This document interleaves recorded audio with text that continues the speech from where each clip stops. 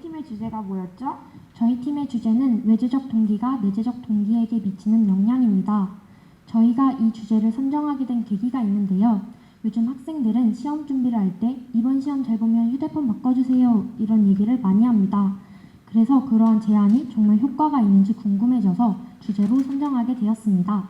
그렇군요. 그럼 하은 씨, 자료 수집은 어떤 방식으로 하셨나요? 저희는 먼저 설문조사를 진행하여 우리 학교 학생들의 외제적 동기 활용 현황에 대해 조사하였습니다. 저희는 원래 설문조사만으로 진행하려고 했지만 설문조사만으로는 의미 있는 결과가 나올 것 같지 않아 설문조사와 더불어 실험도 병행하게 되었습니다. 그럼 실험은 어떤 방식으로 진행하셨나요? 실험에 대해 간단히 설명드리자면 1차 실험과 2차 실험으로 나눠서 진행하였습니다. 1차 실험은 아무런 외제적 동기를 부여하지 않고 논리수학 문제 푸는 시간을 측정했습니다. 그리고 나서 1대1 심층 인터뷰를 진행하였습니다. 2차 실험은 총 5가지 종류의 외제적 동기를 5개의 집단에 각각 부여하고 두 그룹으로 다시 분리를 해서 한 팀은 온전하게 외제적 동기를 받는 팀, 다른 한 팀은 외제적 동기를 부여했다가 취소한 팀으로 나눠서 실험했습니다.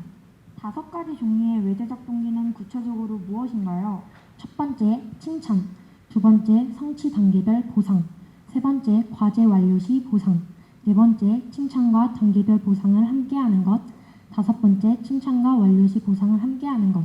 이렇게 총 5가지입니다. 특히 칭찬을 기준으로 나눠보자면 칭찬을 하는 보상은 3개, 칭찬을 하지 않는 보상은 2개로 나눌 수 있겠죠? 그렇군요. 실험 결과들은 어떻게 나왔나요? 첫 번째 가설은 내재적 동기가 있는 학생에게 외제적 동기를 부여하면 내재적 동기가 감소한다는 것입니다. 위의 그래프는 분석 대상들의 실험에서 문제 푼 시간을 평균 낸 것인데요. 오히려 2차 실험 때 푼 시간이 감소한 것을 보실 수 있습니다. 또한 이 집단을 칭찬을 한 집단과 칭찬을 하지 않은 집단으로 나누어 살펴보니 칭찬을 한 집단이 상대적으로 시간이 덜 감소한 것을 보실 수 있습니다. 따라서 내재적 동기가 있는 사람에게 외제적 동기를 부여하면 내재적 동기가 감소하지만 외제적 동기를 반드시 부여해야 할 때는 칭찬과 함께하는 것이 좋다라고 결론지었습니다.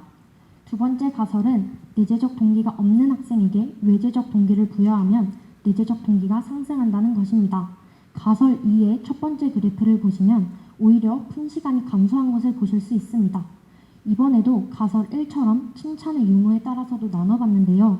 두 번째 그래프를 보시면 오히려 칭찬을 하지 않은 집단의 푼 시간이 증가한 것을 보실 수 있습니다.